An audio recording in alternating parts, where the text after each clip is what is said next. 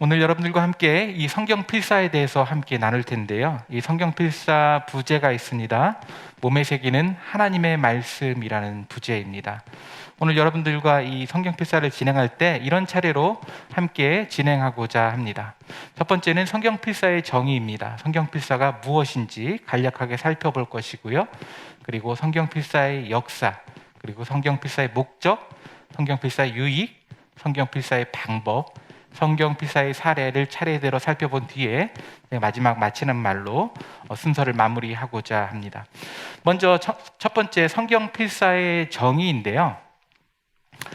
성경 필사가 무엇일까요? 먼저 성경 필사를 알기 위해서 필사가 무엇인지에 대해서 함께 알아볼 필요가 있는데요. 이 필사라는 것은요, 책을 혹은 무언가를 손으로 직접 베껴 쓰는 것을 필사라고 이야기합니다. 그러니까 성경 필사라 함은 성경책을 손으로 직접 베껴 쓰는 것이다 라고 이야기할 수 있습니다. 그런데 여러분, 성경 필사를 해보신 분들은 아시겠지만 이게 성경 필사가 생각만큼 쉽지가 않습니다. 그래서 많은 사람들이 성경 필사에 대해서 부정적인 생각을 하는 것도 사실인데요. 이런 부정적인 생각들을 하곤 합니다. 세 가지를 살펴볼 텐데요. 첫 번째는 굳이 손으로 쓸 필요가 있나요? 라고 하는 거죠. 우리가 디지털 시대에 컴퓨터로 쳐도 되고 여러 좋은 장비들이 있는데 굳이 손으로 한자 한자 힘들게 써 내려갈 필요가 있나라고 질문하죠. 그리고 두 번째, 그거 다 성경 필사, 그거 다 자기 자랑하려고 하는 거 아닌가요? 라고 부정적으로 보는 사람들도 있습니다. 필사하는 게 어려우니까 내가 이만큼 필사했다, 내가 이 정도의 노력을 기울여서 이런 업적을 남겼다, 자기 자랑하려고 하는 거 아니냐, 과시하려고 하는 거 아니냐라고 부정적으로 보는 사람들도 있습니다. 그리고 최근에 났던 기사인데요, 이단들이 전도할 때 쓰는 방법이라고 하던데요 라고 말하는 경우도 있습니다. 신천지가 이 성경 필사를 가지고 선교하고 전도했다라는 기사가 최근에 났었는데요. 그래서 성경 필사에 대한 이런 부정적인 생각들을 가질 수도 있습니다. 그런데 여러분, 이 성경 필사에 대해서요, 이렇게 몇 가지 부정적인 말들로 이 성경 필사를 평가하는 것, 이것은요 옳지가 않습니다. 우리가 말하는 이 성경 필사는요, 생각보다 꽤 오랜 역사를 가지고 있고요. 무엇보다도 이 성경 필사를 통해서 지금 우리가 보고 있는 성경이 전해져 왔다라고 이해할 수가 있습니다. 그래서 저는 여러분들과 함께 이 성경 필사에 관련된 두 가지 역사를 나누고자 하는데요. 성경 필사의 역사 두 가지 살펴볼 건요. 첫 번째는 유대인들의 구약 성경 필사이고요. 그리고 두 번째는 수도원의 필사실, 이 두 가지 이야기를 좀 나누고자 합니다. 여러분, 유대인들이 기원전 약 1000년 전부터 성경을 필사했다라고 학자들은 이야기하는데요. 그들이 성경을 필사했을 때 당시에는요, 종이가 없었고요. 그래서 파피루스나 양피지에 성경을 필사했습니다. 그러니까 굉장히 필사본 자체, 이 성경책 자체가 굉장히 귀했을 것이고요. 이 성경 필사본 책 자체는 글자이지 않습니까? 그러니까 이 성경 필사본은 지식인의 것이었고 지배층의 것이었습니다. 그러니까 이 성경 필사본을 접할 수 있는 것도 굉장히 제한적이고 아무나 볼 수 있는 것이 아니었다라는 것이죠. 그리고 이 필사를 하는 것 자체도요, 함부로 할 수 있는 것이 아니고 이것을 할 수 있는 능력을 갖추고 자질을 갖추고 있는 사람들, 그래서 굉장히 극히 필사자들이 제한적이다라고 우리가 이해할 수가 있습니다. 그래서 그때에는 성경 자체가 엄청난 가치를 가지고 있고요. 이 성경을 필사했던 서기관들, 이 사람들이 아니고서는 아무나 볼 수 없었던 그런 것이 바로 성경이다라고 이해할 수가 있습니다. 그만큼 당시의 성경 필사는 굉장히 까다롭고 엄격하게 진행되고 이루어져 왔는데요. 제가 여러분들에게 이 유대인들이 성경 필사를 했을 때 가지고 있었던 8가지 규칙을 하나하나 함께 보면서 소개하고자 합니다. 첫 번째는요, 읽어보겠습니다. 양피지는 정결한 동물의 가죽으로 만들고 반드시 유대인이 준비해야 한다. 가죽은 반드시 정결한 동물에서 취한 힘줄로 묶어야 한다. 첫 번째부터 좀 어렵지 않습니까? 그냥 가죽이면 되는 것이 아니라요, 반드시 정결한 동물이어야 하고요, 또 그것을 준비하는 사람도 유대인이어야 합니다. 그러니까 재료 준비 자체부터요 쉽지 않다라는 것을 첫 번째에서 벌써 확인할 수가 있죠. 그리고 두 번째는 각 열은 48줄보다 적거나 60줄을 넘어서는 안 된다라고 이야기합니다. 그리고 세 번째는요, 잉크는 검정색만 사용해야 하고요, 잉크는 특별한 방법으로 제조해야 한다라고 말합니다. 그리고 네 번째가 중요한데요, 서기관, 이 성경을 필사하는 사람들이죠. 서기관은 기록할 때 글자나 단어를 암기해서 기록하면 안 된다. 반드시 인증된 정본을 가지고 있어야 한다. 단어 하나하나를 필사하기 전에 오류나 중복, 누락을 막기 위해서 반드시 큰 소리로 읽어야 한다. 여러분, 서기관이라 정도가 되면 얼마나 많은 구절을 외우고 있겠습니까? 아마 모세오경 정도는 그냥 외우고 있을 거예요. 그런데 내가 알고 있고 외우고 있다고 해서 그냥 막 써내려갈 수 있는 것이 아니라요, 먼저 큰 소리로 서너 번 그 필사할 부분을 읽고요, 그리고 내가 외우고 있다고 해서 그걸 쓰는 것이 아니라 정본을 가지고, 비교본을, 원래 원본을 가지고 그것을 보면서 하나하나 한 글자 한 글자 정성스럽게 적어 내려가야 했다라는 것입니다. 어렵죠? 그리고 다섯 번째는요, 서기관은 엘로힘, 하나님의 이름인데요, 엘로힘을 기록할 때마다 펜을 닫고 필사해야 한다. 여호와라는 하나님의 이름을 기록하기 전에는 반드시 거룩한 이름이 더럽혀지지 않도록 온몸을 씻어야 한다. 여러분, 여기서 말하는 엘로힘이라는 단어가 나오는데요, 여러분, 이 엘로힘이라는 단어 그리고 여호와라는 단어가 구약 성경에 몇 회나 나오는지 혹시 아시나요? 이 엘로힘이라는 단어는요 약 2600회 이상 나오고요, 여호와라는 이 이름은요, 단어는 약 6000회 정도가 나온다고 합니다. 이거 둘이 합치면 몇 회죠? 8600. 굉장하죠. 그러니까 이 성경을, 전체 구약을 필사할 동안에 수도 없이 펜을 닦아야 하고요, 수도 없이 몸을 닦고 성경을 필사해야 한다라는 거죠. 절대로 진도가 빨리 빼려고 해도 할 수가 없는 필사 작업입니다. 굉장히 까다롭죠. 그리고요, 여섯 번째는 글자 형태, 글자와 단어와 단락 간의 간격, 펜을 사용하는 방법, 양피지 색깔에도 엄격한 규칙을 적용했다. 제가 도대체 어떤 엄격한 규칙을 적용했는지 찾지는 못했지만 이렇다고 합니다. 우리가 알 수 없지만, 그러나 그냥 문장 자체만으로 봐도 굉장히 까다로웠겠다라는 정도는 우리가 느낄 수 있을 것 같습니다. 그리고요, 일곱 번째 충격적인데요, 한 장에 한 개의 실수라도 발견되면요, 그 장을 폐기했다. 창세기부터, 뒤에가 더 충격적입니다. 창세기부터 말라기까지 3개의 실수가 발견되었을 경우 전체 필사본을 폐기했다. 여러분, 충격적이지 않습니까? 당시 필사본이 지금 우리처럼 복사하기 버튼을 탁 누르면 그냥 필사되는 게 아니거든요. 그리고 이게 지금 이 필사가요, 이렇게 쓰다가 3번 실수하면 3번 실수했구나 하고 다시 쓰는 게 아니고요, 처음부터 끝까지 쓴 다음에 검수 과정을 거치는 거예요. 검수 과정을 거치는데 실수가 하나 나왔네? 그러면 그 장을 폐기하고 다시 쓰는 겁니다. 힘들게요. 그런데 실수가 몇 개요? 3개가 나오면 성경 전체를 그냥 폐기했다고 합니다. 얼마나 100% 지켰는지 안 지켰는지 모르겠지만 이 규칙 자체가 있다는 게 굉장히 충격적이죠.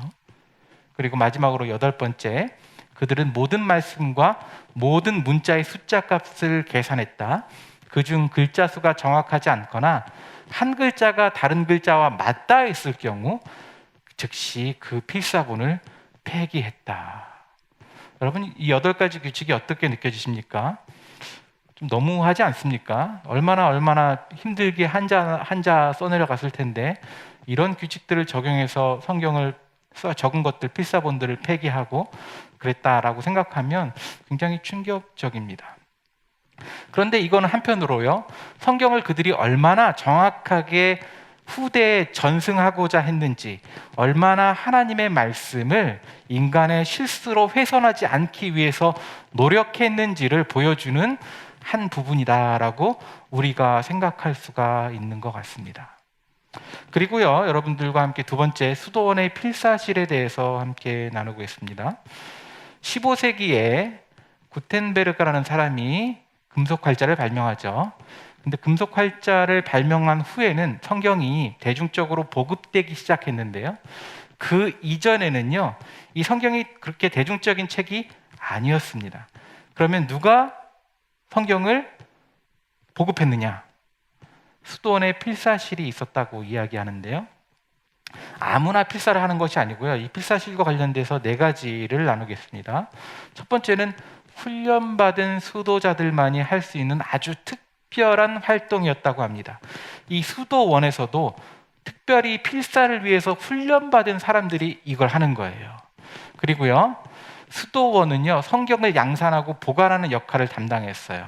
그래서 이 수도원을 통해서 성경이 필사가 진행이 되고 그 성경이 누군가에게 전해지고, 그리고 그 성경의 그 사본들을 이 수도원에 중요한 사본들을 보관했던 그런 역할들을 수도원의 필사실에서 담당을 했고요. 그리고 세 번째는요, 구슬로 복사하는 것이 아니라 한 부씩 베껴 쓰는 방식을 채택했다는 겁니다.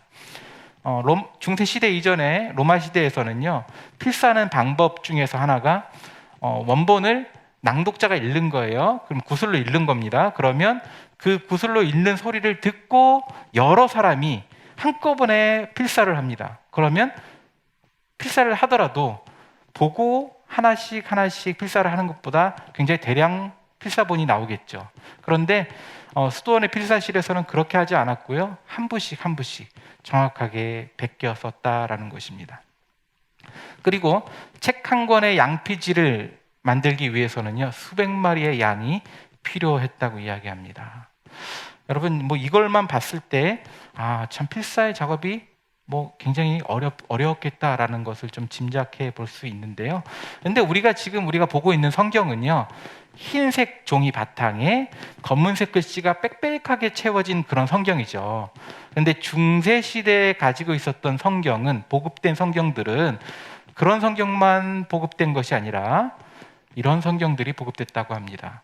왼쪽과 오른쪽, 왼쪽에 보면 성경 필사본이 있고 그에 맞는 샤파를 그려 넣은 겁니다. 알록달록 굉장히 화려하죠. 그리고 오른쪽에 그 그림은 이 성경의 겉표지, 마태복음의 겉표지, 그런 표지 디자인이라고 이야기합니다. 여러분, 이런 표지 지금도 이렇게 인쇄하는 것도 참 어려울 것 같은데요. 이 당시에는요, 이 필사가들이 필사를 하면요, 그 필사를 바탕으로 이제 채색자들이 그림을 그립니다. 그리고 그 그림에 장식을 넣고요, 보석을 받기도 하고, 그리고 난 다음에 재본을 하는 과정을 거쳤다고 합니다. 굉장히 간단치가 않습니다. 그리고 여러분, 이게 종이에다 그냥 하는 게 아니고요, 양피지 두루마리와 같은 곳에 이렇게 필사를 진행하는 것입니다. 때문에 당시에 이 성경은요, 굉장히 가치가 있었습니다. 그리고 매우 희귀했고요. 그래서 중요 성직자들, 그러니까 수도원 중에서도 또 이 카톨릭 중에서도 높은 지위에 있는 사람들이 볼 수 있는, 가질 수 있는 것이 바로 성경이었고요. 그리고 유력한 귀족들이 가질 수 있는 것이 바로 성경이었다라고 이야기합니다. 그런데 여러분, 우리가 두 가지 역사를 봤는데요, 우리가 구약을 필사했던 유대인 서기관들, 그리고 중세시대 필사를 했던 그 성경들, 우리가 생각해 보면요, 굉장히 가치 있고 소중하게 다뤄졌다는 건 분명하지만요, 여러분, 우리가 신약에서 발견할 수 있는 건 뭡니까? 예수님께서 그 성경을 필사하신 서기관들을 책망하십니다. 그리고 중세 수도원 어땠습니까? 중세 수도원, 그들이 타락해서요, 온갖 비리와 악행을 저지르는 그런 악의 소굴과 같은 그런 집단이 되어버리는 일들도 있었죠. 왜 그런 일들이 일어났을까요? 성경을 필사했던 사람들이고 성경을 필사했던 곳인데 왜 그런 일들이 일어났을까요? 그것은 이 성경을 필사를 단순히 성경을 복사해내는 작업 정도로만 생각했기 때문입니다. 이 필사는요, 그래서 고행이어서는 안 되는 겁니다. 내가 이 고행을 통해서 나 돌을 닦는다, 득도하겠다 이런 게 아니고요. 인간 복사기의 어떤 업적을 기리기 위해서 이런 아름다운 예술 작품을 남기겠다, 그 정도의 목표를 두고 필사를 해서는 안 된다라는 것을 볼 수 있는데요. 그래서 우리가 다음에 볼 것이 바로 성경 필사의 목적입니다. 여러분, 성경 필사의 가장 중요한 목적은 바로 이것입니다. 하나님의 말씀을 마음에 새기는 것입니다. 잠언 7장 1절부터 3절까지를 읽어보면요, 내 아들아 내 말을 지키며 내 계명을 간직하라. 내 계명을 지켜 살며 내 법을 내 눈동자처럼 지키라. 이것이 내 손가락에 매며 이것을 내 마음판에 새기라. 지키며 간직하라. 지켜 살며 지키라. 그리고 마음판에 새겨라. 성경 필사의 가장 중요한 목적은요, 이 하나님의 말씀을 마음에 새기는 작업이어야 합니다. 목적이어야 합니다. 그리고 그 일을 통해서 하나님의 뜻과 마음을 성경 필사를 통해서 발견하려는 노력이어야 합니다.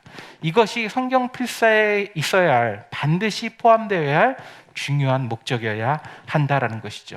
그리고 바로 이 목적을 바로 세우고 가지고 있을 때 우리는 성경 필사를 통해서 얻는 풍성한 유익들을 누릴 수가 있는데요.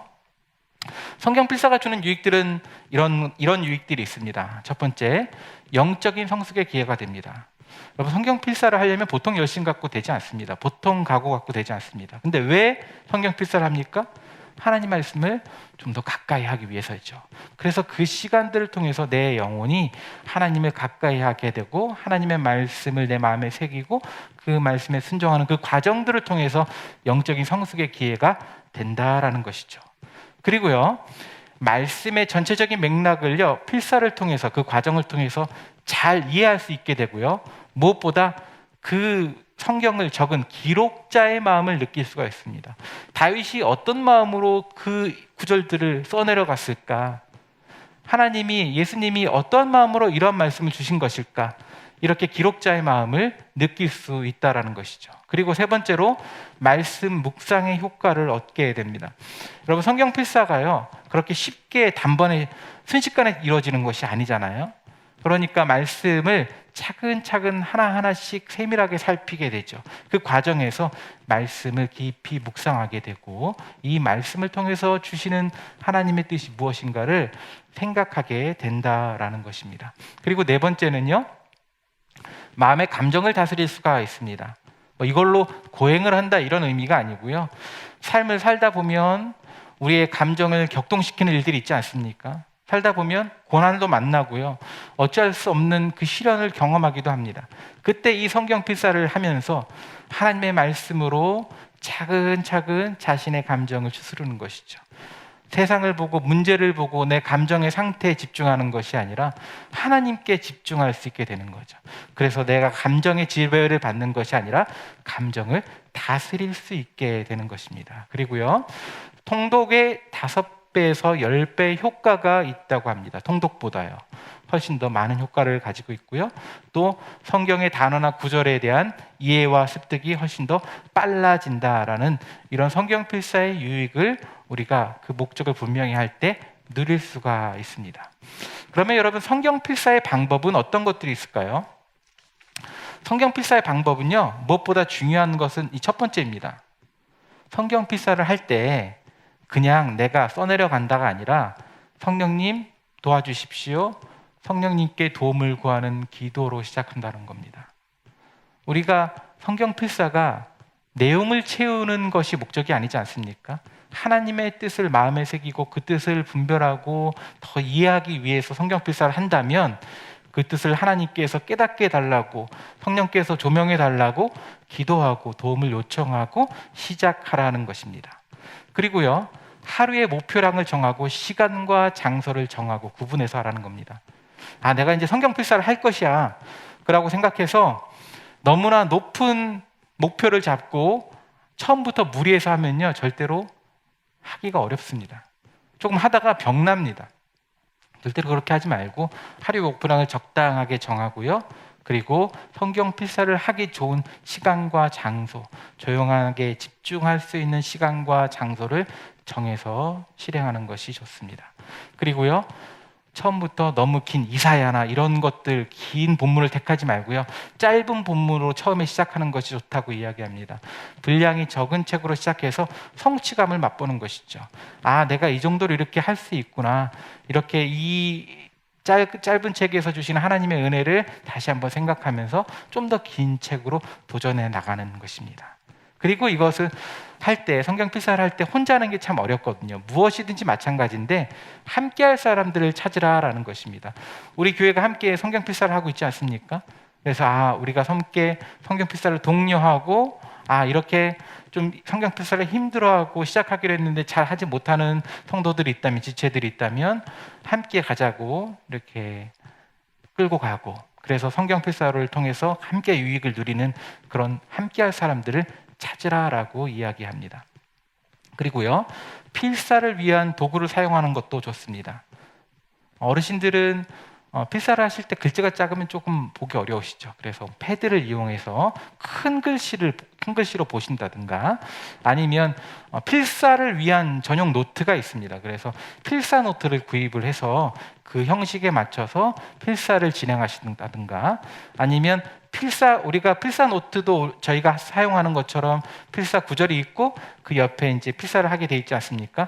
그런 식으로 필사 관련 책들이 있는데 필사 관련 책들을 사용해서 필사를 진행하는 것도 도움이 된다고 합니다. 그리고 필사할 때 집중할 수 있도록 음악, 특별히 찬양을 잘 선별해서 틀어놓고 집중해서 필사를 진행하는 것도 굉장한 도움을 얻을 수 있다고 합니다. 그리고 마지막으로요, 주변 환경을 잘 정리하고, 이 필사가 참 힘든 작업이거든요. 그래서 육체적으로 힘든 작업이기 때문에 가능한 한 시작할 때 바른 자세로 시작하라는 것, 이런 필사의 방법들이 있습니다. 많이 달려왔는데요, 마지막으로 여러분들과 필사의 사례를 좀 보고자 합니다. 필사의 사례, 3가지 사례를 좀 보고자 하는데요. 첫 번째 사례예요. 연동교회 안시보 집사님이라는 분이 필사를 했던 이 작업인데요. 여러분, 이 사진에 보시면 앞에 굉장히 큰 성경이 놓여져 있죠. 이게 필사본입니다. 필사본인데 확대한 게 아니고요, 실제 저 사이즈라고 합니다. 사이즈가요, 가로 44cm입니다. 세로 56cm, 높이 24.5cm, 무게가요 무려 20kg가 된다고 합니다. 근데 저거를요, 붓글씨로, 붓펜으로 한자 한자 정성스럽게 써내려가는 겁니다. 처음으로 이 집사님이 필사를 시작하셨을 때는 2003년부터 2006년까지 처음으로 이 성경 전체를 필사를 했는데, 지금 앞에 여러분들이 보신 저 책은요, 그 밑에 2번째 겁니다. 2번째 필사본, 무려 3년하고도 1개월 20일 동안 필사를 했던, 그래서 완성을 했던 필사본이 저렇게 탄생이 된 겁니다. 이분이요, 우리가 지금 보는 성경처럼 정확하게 글자가 처음부터 끝까지 하나하나 다 일치하게 쓰셨고요, 한 장마다 그 글자가 그러니까 분량이 넘치지 않게 잘 계산하신 거예요. 계산해서 쓰셨고, 그리고 줄과 여백 정확하게 계산해서 쓰셨고, 그런데 놀라운 것은요, 이분이 붓글씨를 전공한 분이 아니라 쓰다 보니까 필체가 늘어가지고 붓글씨를 마치 전공한 사람처럼, 수련한 사람처럼 굉장히 수리하게 잘 쓰셨다고 이야기합니다. 놀랍죠? 이런 필사본을 쓰셨는데요, 이분이 이런 필사본을 가지고 이런 고백을 하셨습니다. 제가 그냥 읽겠습니다. 앞뒤로 한 장 쓰는데 3시간이 걸려요. 새벽 4시 반에 시작해서 아침 식사 전까지 한 장 한 장 쓰곤 했지요. 도무지 펜 놓기 싫으면 1장 반도 썼어요. 3시간 펜을 썼는데 펜을 놓고 싶지가 않다. 저는 그 심정을 잘 모르겠습니다. 그리고 두 번째, 필사의 좋은 점은 성경을 사오독하는 효과가 있어요. 쓰기 전에 읽고 한 줄 한 줄 토막토막 마디마디 끊어가며 읽고, 쓰면서 읽고, 확인하면서 읽고, 다음 부분 쓰기 전에 읽곤 하니까요. 읽고죠. 이런 간증을 하셨다고 합니다. 두 번째 사례를 함께 볼 텐데요. 두 번째 사례는 88세의 나이에 성경을 10회 완필하신, 창세기부터 요한계시록까지 10회 완필을 하신 도구제일교회 문충홍 장로님이라는 분인데요. 이분이 1977년에 장로 피택을 받은 것을 계기로 인해서 약 25년 동안 10회, 88세까지 10회 동안 10회의 그 성경을 필사를 진행을 한 것입니다. 대단하지 않습니까? 여러분, 88세 10회니까 처음 시작할 때가 나이가 어떻게 되죠? 88 빼기 25 하면 63입니다. 그렇죠? 우리가 생각하기에 적지 않은 나이에 성경 필사를 시작하셔가지고 88세까지 10회를 하셨다. 저는 상상하기 어렵습니다. 이분 따라 하려고 해도 따라 할 수 없겠다라는 생각이 드는데요. 이분이 성경 필사에 대해서 노하우를 전하시면서 이렇게 이야기를 하셨어요. 첫째, 예수님과 소통하는 수단이다. 성경 필사를 통해서 나는 예수님과 소통을 했다. 그리고 둘째, 정신 집중과 기억력 유지에 무엇과도 비교할 수 없다. 그리고 세 번째, 정신 건강과 함께 육체의 건강까지 좋아지고 있다라고 이야기하셨습니다. 이분이 뇌경색 시술을 받으셨는데요. 이 성경 필사를 하기 위해서요, 하루에 8,000보 이상을 계속 걸으시면서 건강을 관리해가면서 성경 필사를 쓰셨다고 합니다. 그래서 기자가 이분을 취재한 기자가 장로님, 왜 성경을 계속 쓰십니까? 라고 물어봤더니 쓸 수 있는 건강을 하나님께서 주셨고 물려줄 것이 내게 성경밖에 없어서 나는 이렇게 필사를 씁니다 라고 이야기하셨습니다. 그래서 교회에 기증도 하시고 자녀들에게 자기가 쓴 필사본을 물려주기도 하셨다고 하는데요. 세 번째, 성경 필사의 사례 세 번째입니다. 35년째 새벽마다 나무판을 새기다. 제가 이 세 개의 사례를 준비하면서 조금 너무 좀 기준이 너무 높은가, 좀 너무 대단한 분만 좀 보는 건가 싶기도 했지만 그래도 좀 이런 분들을 나누면 좀 은혜가 되겠다 싶어서 이 세 번째도 좀 이런 사례를 골랐는데요. 이분이 건축학을 전공하신 분인데 건축학을 전공하시고 감리를 하시는 거예요. 건축 현장에서 감리를 하시는데 감리를 하실 때 주변에 건축 현장에 버려지는 것 같은 잘 안 쓰는 그런 나무판을 보시고 저기에다 필사를 하면 어떨까라는 생각을 하시고 그 나무판에다가 필사를 하시기 시작하셨다고 합니다. 원래는 이분이 교회를 다니지 않으셨는데 아내를 통해서 교회를 다니기 시작하셨고 그리고 무엇을 할 수 있을까 생각하다가 이 성경 필사를 선택을 하신 것입니다. 이런 말을 하셨어요. 성경 필사에 집중하다 보면 말씀과 나밖에 안 남는다. 어느 순간엔 말씀을 쓰는 나까지 잊어버리고 말씀만 남게 된다. 성경 필사 때마다 주님 주시는 은혜와 감동이 다 다르다. 지금도 내가 성경 필사를 계속하는 이유이다.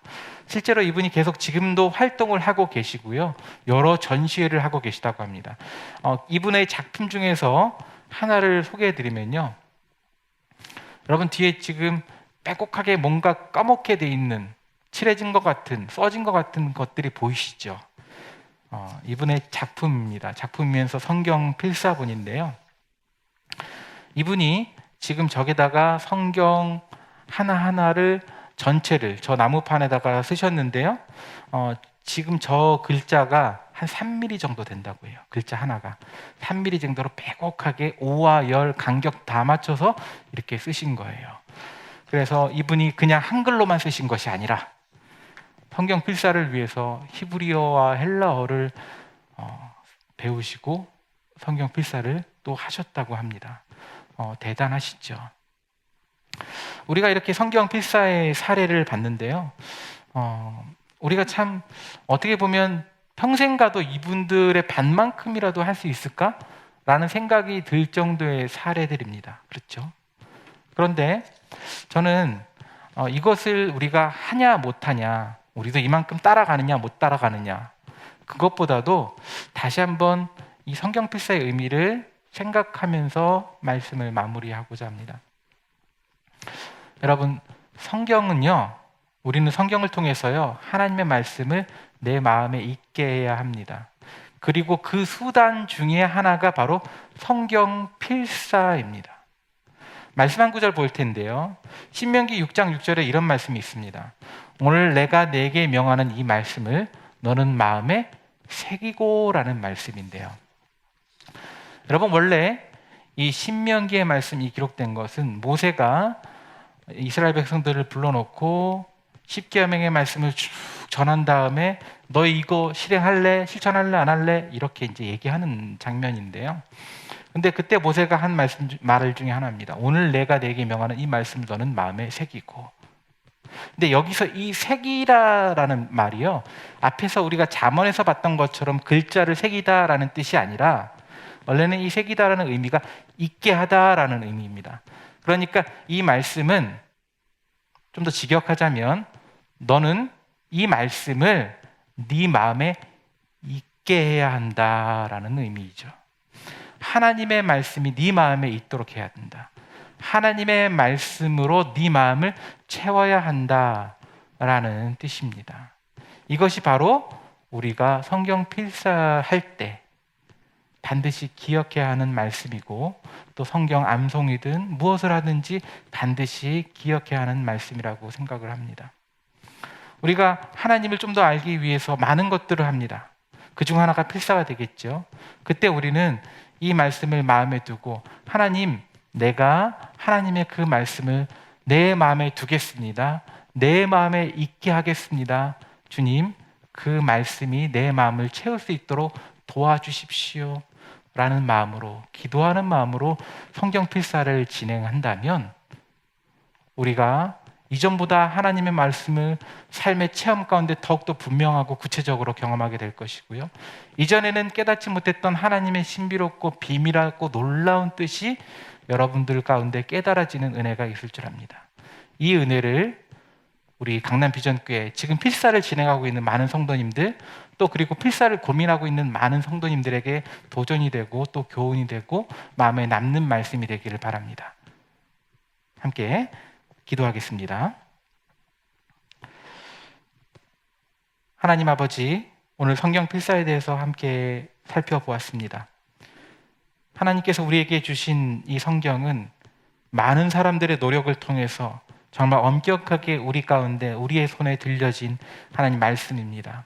그런데 우리가 한 가지 생각해야 할 것은 그 말씀이 하나님 우리의 마음 가운데 있어야 한다는 것입니다. 오늘 성경 필사의 방법들과 성경 필사의 유익들을 나누었지만 하나님, 그 목적을 우리가 먼저 기억하게 하시고 그 목적을 잊지 않기를 원합니다. 그 말씀, 하나님의 말씀이 내 마음 가운데 있게 하는 것, 하나님의 말씀으로 내 마음을 채워가는 것, 이것을 하나님 기도하며 한자 한자 써내려가서 성경 필사의 유익을 풍성하게 드리는 우리 강남 비전교회 성도들 될 수 있도록 주님 인도하여 주시옵소서. 모든 말씀 예수님의 이름으로 기도드립니다. 아멘.